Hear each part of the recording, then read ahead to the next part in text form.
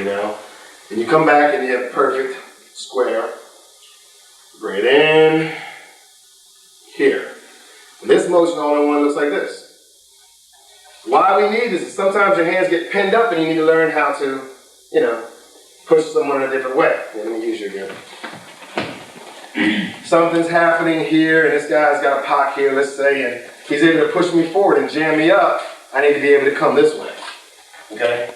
So again, I'm here. He was able to rush me forward and I'm jammed up. So I need to be able to unjam myself. Does it work like he jams me up? Does it work for me to push him back like that? You see, no. But what that movement means is if he jams me up, maybe I can step back like this. But what if I don't have the ability, or what if it's not appropriate for me to move back and I'm here, and he jams me up and I'm here, I've got to learn how to come around and trap that. You know, it's like the sinking, we call it sinking hands. I'm here, he jams me, whoa, it's too quick. All right, I can fold this way, and I keep going. But he's here and he jams me up, right? Go push. I might be able to do this too. That's this part. This part is to understand when you can't move. This part is to understand when you can move. So I'm here, I'm jammed up, whoop, but I can do this. But if I can't move back, then I better know this.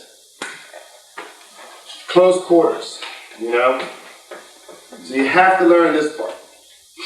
Everybody got that detail? So we'll do it one more time.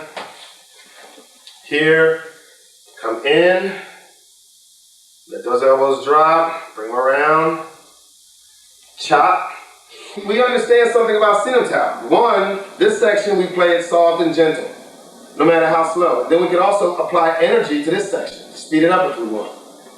And then even the technique section, obviously we also can work with applying energy. That's part of our training. But the other part of our training, which we hate so much, is the slow and soft part of it. And if you want to get good at details, what do you have to do? Slow it up. You got to slow it up and take a good look at it. You know? Slow down, smell the roses. Slow down and enjoy life a little bit. It can just blur right on by if you're not careful. Same thing applies with training in Kung Fu. Same thing applies with Wing Chun Kung Fu. Slow down. Don't miss the beauty. Look at the internal movements, the little inside movements, the inside power. Study those details and look at those little subtle movements that mean so much. If your body can get incredibly trained on very subtle movements, you would not believe how that transfers over into rapid movements. You can make rapid movements with perfect precision.